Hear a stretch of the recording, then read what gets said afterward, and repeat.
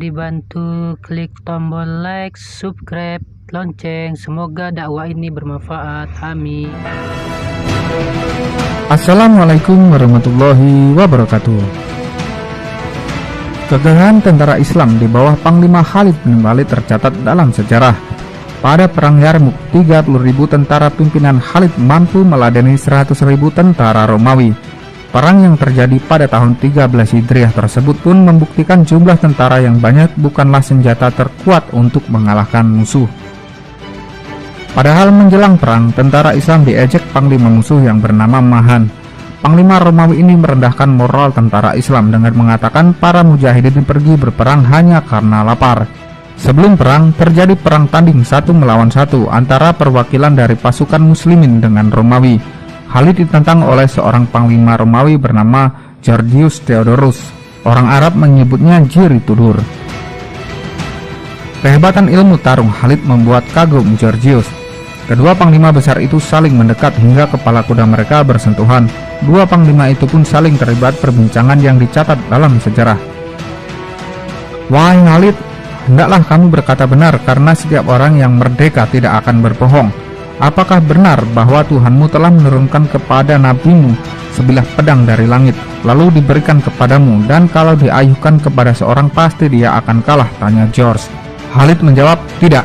Kemudian George bertanya lagi, mengapa kamu disebut pedang Allah? Dia menjelaskan, Allah Subhanahu wa Ta'ala telah mengutus seorang Rasul dari bangsa Arab.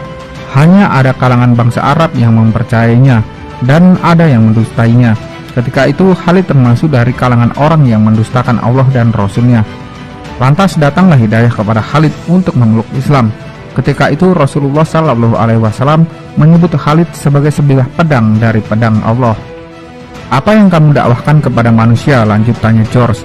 Khalid menjawab, agar umat manusia bertauhid kepada Allah dan menerima ajaran Islam. Kemudian George melanjutkan pertanyaan kepada Khalid, bagaimanakah kedudukan seorang yang menerima Islam pada pilihan pertama pada hari ini?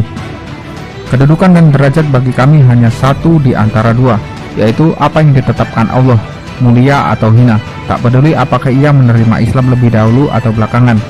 Jadi orang yang menerima Islam pada hari ini ya Khalid, apakah sama kedudukannya dengan yang lain dalam segala hal? Ya, Anda benar, jawab Khalid. Mengapa bisa sama ya Khalid, padahal Anda sudah lebih dahulu Islam daripadanya? Kami memeluk Islam dan mengikat baiat dengan Rasul Muhammad SAW. Ia hidup bersama kami dan kami menyaksikan mukjizatnya hingga beliau wafat. Sedangkan orang-orang yang menerima Islam pada hari ini tidak pernah berjumpa dengan beliau dan tidak pernah menyaksikan semua itu. Jika orang itu menerima Islam dan menerima kerasulan Muhammad SAW dan pembenarannya itu jujur serta ikhlas, maka sesungguhnya ia jauh lebih mulia daripada kami. Ya Khalid, keterangan Anda sangat benar. Anda tidak menipu, tidak berlebih-lebihan dan tidak membujuk. Demi Allah saya menerima Islam pada pilihan pertama. Pada akhirnya George mengucapkan syahadat di hadapan Khalid bin Walid. Dia pun sempat sholat 2 rakaat. Pada perang itu George menjadi seorang syuhada dan tentara Islam meraih kemenangan dari pasukan Romawi. Jazakumullah telah menonton video ini. Semoga dakwah singkat ini bermanfaat. Amin.